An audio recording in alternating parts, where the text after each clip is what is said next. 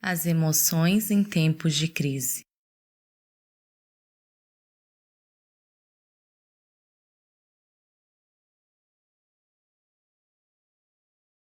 Não há dúvida que na situação atual em que nos encontramos esteja tendo impacto no nosso bem-estar emocional.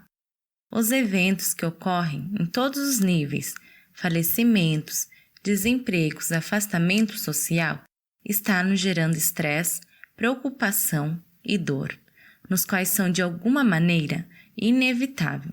Portanto, nesta oportunidade, vamos proporcionar a vocês orientações e recomendações para que o impacto dessas perdas não comprometam de maneira tão severa nosso bem-estar emocional. Comparar a situação atual com um evento anterior. É bastante útil recordar aquelas situações muito difíceis que nos foi apresentado, das quais nós nos recuperamos. Muitas situações nas quais talvez a nossa vida estava muitíssimo complicada. Pode ser a perda de um familiar que nos impactou muito. Pode ser os dias na cama de um hospital em que o diagnóstico era reservado e a nossa vida estava em perigo. Quero dizer, recordar os eventos que ocorreram, do qual saímos vitoriosos, do qual conseguimos superar. Isso ajuda muito a aliviar a dor atual que se está vivendo, porque é através dela que podemos dizer que sim, é possível sair dessa difícil situação que nós nos encontramos. As situações críticas nos afetam até demais. Depois, muitas pessoas saem fortalecidas em meio à dor. Tomar consciência de que muita gente está na mesma ou na pior situação do que a si próprio. O ato de descentralizar a nossa dor, o fato de focar que não somos os únicos que estão passando por essas situações, de alguma maneira alivia o mal-estar. Por exemplo, de saber e dar conta que não sou o único que perdi o trabalho, que não sou o único que perdeu um familiar. Na realidade, essa forma de pensar, esta forma de conceber a situação se constitui, de certo modo, em um recurso psicológico que ajuda o bem-estar. A dor é menor quando sabe-se que outras pessoas padecem igual ou pior que você. Pensar nas coisas positivas que estão ocorrendo em torno desta situação de crise. Uma forma de encontrar alívio, de ter certa paz, é se concentrar nas boas ações que estão ocorrendo ao redor desta crise. Observar os atos de bondade, generosidade cria condições necessárias e adequadas de que estamos em um mundo que pode melhorar. Por exemplo, ao observar aquela vizinha, dona da mercearia, que doa mantimentos para gente que necessita, dar conta do corajoso pessoal da saúde que no dia a dia arrisca sua vida para salvar a vida dos outros. É um claro exemplo de que a bondade e o desapego podem nos levar a cenários muito mais gratificantes. O fato de conceber esta forma é que verdadeiramente há um alívio possível, com base deste microprograma que possui o grupo RPP, que conduz uma destacada jornalista, cujo título é No Meio da Crise, há boas notícias que possam ser compartilhadas. Definitivamente, essa seria a base do aparecimento deste microespaço. A vida se torna mais fácil, mais leve e bela quando podemos ver coisas boas em outras pessoas. Se envolver em diferentes atividades. Realizar diversas ações pode favorecer a sensação do bem-estar, pelo fato do mesmo não focar em nossos pensamentos, nos eventos e nas situações que nos geram desprazer. O ato de envolver-se em certas atividades que nos fazem esquecer de algum modo os eventos tristes e nebulosos que estão sendo produzidos é uma boa medida. O envolvimento nessas atividades pode ser de diversa índole, de diferentes pontos. Pode ser, por exemplo, iniciar aprendendo por completo aquela canção que sempre nos fascinou, porém que nunca aprendemos por completo. Talvez envolvendo-se na habilidade da guitarra ou jogar com precisão o xadrez, o qual por anos estava pendente. É um componente que pode também trazer benefícios. Finalmente, as atividades podem ser inúmeras. Todas elas podem contribuir em nosso bem-estar. Gostaria de dar ênfase de um mundo muito especial aos benefícios que deriva da prática de um esporte ou de fazer exercícios físicos no geral. Possivelmente é uma oportunidade. Se ainda não o fez com regularidade, você deveria começar a praticar. Sinceramente, creio que exercícios físicos e a prática de um esporte sempre foi considerado, e com muita razão, efeitos benéficos para a saúde, mas sempre enfatizando principalmente o componente físico. Esta prática melhora os níveis de pressão arterial, diminui as possibilidades de sofrer doenças coronarianas. Considero que houve uma subvalorização pelo fato dos benefícios serem fundamental sobre as emoções, sobre o bem-estar emocional das pessoas. Isto se reflete nos níveis baixos de estresse daqueles que praticam esportes ou que se exercitam fisicamente. A ira, a frustração também foram comprovadas que ocorrem minimamente em pessoas que se exercitam regularmente. Os níveis de agressividade diminuem radicalmente, ou seja, os impactos que derivam da prática de um esporte basicamente refletem no bem-estar emocional das pessoas. Há momentos em que as ocupações que se tratam de trabalho ou algum hobby nos ajudam a pensar menos em uma situação e se convertem em um refúgio perfeito. Relacionar-se com familiares e amigos.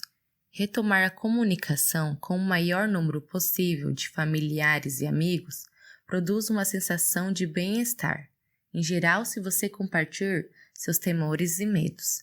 Pode ser que eles tenham similares sensações e a possibilidade de uma mútua cooperação. O acompanhamento gera alívio e nos dá a sensação e a certeza que não estamos sozinhos. O ato mesmo de expressar, de contar, já tem um efeito liberador. Escrever ou contar seus temores a uma pessoa perto já ajuda a diminuir a ansiedade. É uma forma de liberar, de diminuir a tensão acumulada pelos eventos sombrios, pelas situações difíceis que estão ocorrendo. É muito provável que encontre uma boa recepção com eles. Todos, de alguma maneira, estamos sentindo a necessidade de expressar e de aceitar os efeitos. Por acaso não se deram conta de que se encontramos saudando, de boa maneira, aquele vizinho que apenas cruzávamos olhares? Não se deram conta de que estamos chamando pelo seu nome próprio aquelas pessoas que só víamos como vendedor da mercearia da frente? De fato, essa situação acabou gerando uma pessoa mais sensível com a vida, mais sensível com o sofrimento do outro e também com o bem-estar do outro.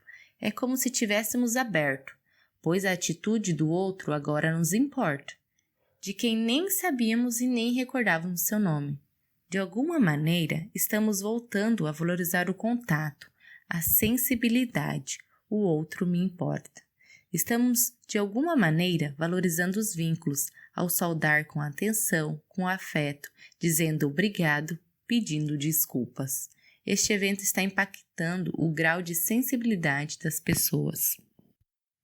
Como psicólogo, como profissional que vela pela saúde emocional, como gostaria de escutar quando tudo passar, e de fato é o que vai acontecer, como gostaria de ouvir, e até guardo essa possibilidade com histórias de pessoas, dizendo: me reconciliei com minhas amizades, com meus primos, com quem estava distanciado. Retomei a amizade com muitos companheiros da universidade, do colégio, com pessoas que nem sabia de nada há muitos anos. Estas seriam manifestações, sinais expressos de que este momento, esta situação está servindo para valorizar os vínculos, os afetos, e volto a dizer a atitude de o outro me importa. Não sobrecarregar com informações e discussões que surgem. Uma coisa é manter-se informado e outra coisa é sobrecarregar com informações da pandemia, porque estar envolvendo isso em um período largo se torna prejudicial. Sim, não é benéfico estar envolvendo-se constantemente com tudo que ocorre ao redor desta situação. Além disso, tem que saber escolher a fonte que utiliza para informar-se. Não seria muito válido informar-se constantemente nas redes sociais, que muitas vezes carecem a veracidade e, sobretudo, são sensacionalistas. Além disso, uma parte importante saber, segundo os estudos realizados, de que o maior tempo vendo e escutando notícias sobre a pandemia, maior será o impacto negativo emocional, maiores são os níveis de preocupação e angústia. Um claro exemplo de superexposição aos eventos extremos, de superexposição a situações extremas, pode ser a experiência pessoal de vivenciar medos e de desconfiança. Cada vez que eu assistia com profundidade à programação do canal Investigação Discovery, me dei conta que não era saudável, e quanto maior for o seu consumo, maior será a sensação de desconforto. A solução, obviamente, estava em minhas mãos. Deixei de assistir, pelo menos com a mesma frequência que eu costumava fazer. Ser empático quando ocorrerem perdas de vida. Mostrar que a dor e o sofrimento do outro não são estranhos a você. Se possível, expresse suas condolências, manifeste sua dor, mais ainda quando são pessoas próximas a nós. É bom mostrar as formas de como expressamos nossas condolências e nosso sentimento, porque apesar de nossas muito boas intenções, podemos gerar, ao invés de alívio, um certo desconforto no outro, ao expressar frases populares, expressões muito conhecidas. Pessoalmente, quando faleceu meu pai, amigos e companheiros com muitas boas intenções cercaram-se a mim e me disseram frases como: "Já não chores, amigo, seu pai já está no reino dos céus", ou "Calma, amigo, seu pai sozinho não tomou a frente". Sinceramente, eu sozinho não tive um certo alívio, nem um certo conforto ao escutar essas palavras. Considero que um silêncio com compromisso, um silêncio com calor, gera mais alívio às pessoas que estão passando por essa situação.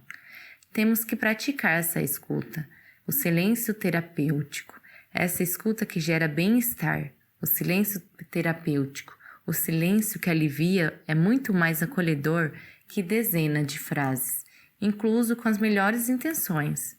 Na realidade, o que estamos fazendo é tirando o direito de sentir, de experimentar a dor, tirando o direito de evitar que sintam a frustração, que são, em última instância, manifestações humanas válidas. Lembrar que você pode chorar porque ele se foi, ou pode sorrir porque ele viveu. Ambas manifestações são válidas. Tenha em mente que a dor que não é aliviada com lágrimas pode fazer os outros órgãos chorarem. A dor que não se alivia com lágrimas podem fazer outros órgãos chorarem. Comparar a situação atual com um evento anterior. Tomar consciência de que muita gente está na mesma ou na pior situação do que a si própria. Pensar nas coisas positivas que estão ocorrendo em torno desta situação de crise. Se envolver em diferentes atividades. Relacionar-se com familiares e amigos. Não sobrecarregar com informações e discussões que surgem. Ser empático quando ocorrerem perdas de vida.